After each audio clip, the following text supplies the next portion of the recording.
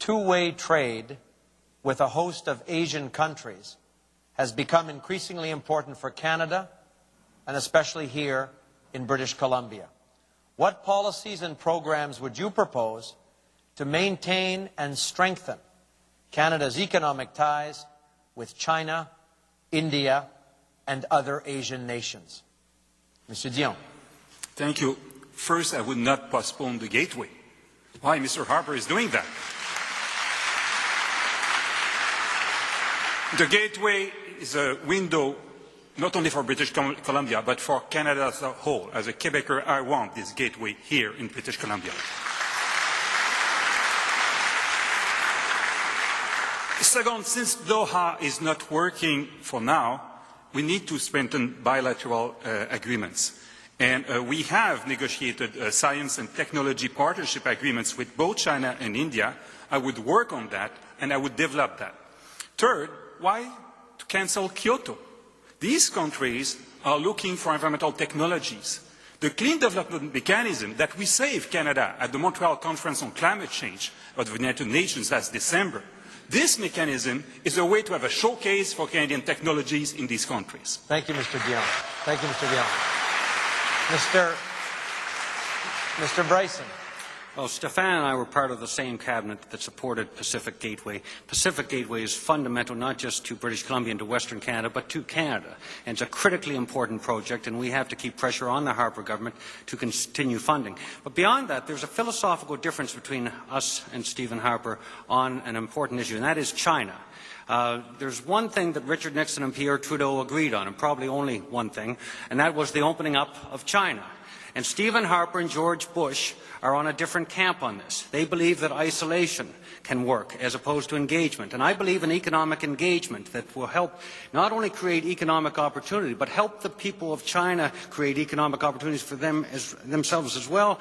And long term, we can engage them on other issues, rights, democratic engagement. But Stephen Harper, and let's be clear to the people of British Columbia, Stephen Harper stands against engagement with China. That is bad for British Columbia, that is bad for Canada, and ultimately it's bad for the people of China. Thank you, Mr. Brison. Thank you, Mr. Brison. Ms. Fry. You know, these are all words, and I've heard them before so many times, having been in Cabinet for 6 years.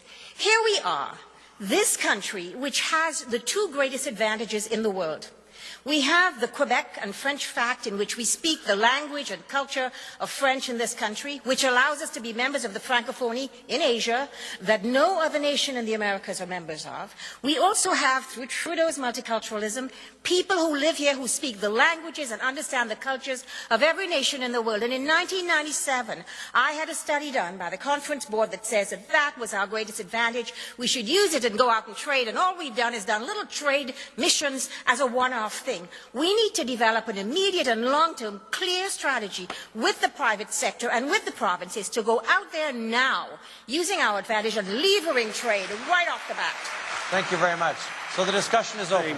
Stephane mentioned the challenges we face in the 21st century in terms of massive energy needs from China, India, Brazil, and other emerging economies. And those also exist, of course, as we recognize, with an environmental imperative that we didn't recognize previously. Canada has the capacity to be the leader in the world in terms of clean energy. We've got to put in place the most generous investment tax credits in the world for the investments in the research, development, commercialization, and exportation of clean energy technologies. We can actually play a leadership role in helping the developing world get the energy they need and at the same time building a cleaner, greener planet. And I think that really is the economic and environmental vision for Canada in the 21st century. Scott, we're talking about trade here, and I wanted to say something. You've talked about energy and clean energy. Absolutely, but tax credits are not the only way to leave a clean energy and to be able to sell it to the world, because energy is going to be the greatest commodity in the next 50 years in the world. It's going to be needed, and we have it in spades. Let's not just do tax credits. Let's actually invest through Technology Partnerships Canada, which is a liberal development, in looking at tidal energy and wind energy in the Maritimes and solar energy in the prairies and ethanol in Northern Ontario on the prairies. And let's talk about fuel cell technology. Let's take these and run with it. But let's also look at the niche markets that we have developed a huge amount of strength in. And let's take that as well. Thank you, Mr. Dion would like to agree. Everybody must know that a lot of this would happen today if Mr. Harper would not have killed our climate change and energy plan. Today, we would have a carbon market in Canada. The private sector in Canada will look to reach their target in exporting their know-how everywhere in the world. It would not be hot air. It would be actual greenhouse gas reductions through Canadian technology.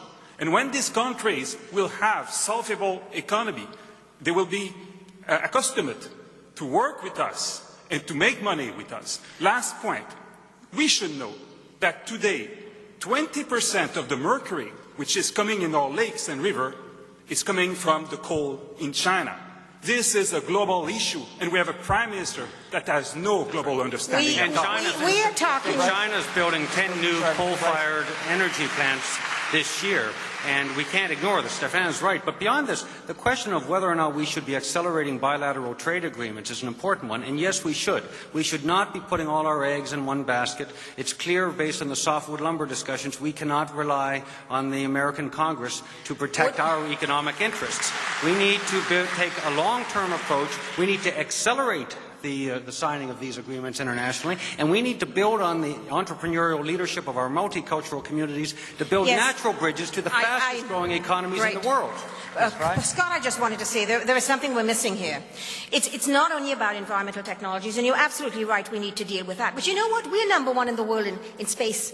We're number one in the world in communications. We're number one in the world in biomedical technologies. We're number one in the world in genomics. We're number one in the world in robotics and nanotechnology. Let's take that out there and sell it. And let's talk about cultural industries. We are the globe. We are the global village. We've got French, Aboriginal, and multicultural cultures that we can sell out there in the world. Let's just be innovative and inventive, but let's develop a strategy which is immediate and long-term with the private sector and with the provinces, and then let's go and do it. Mr. Dion, briefly.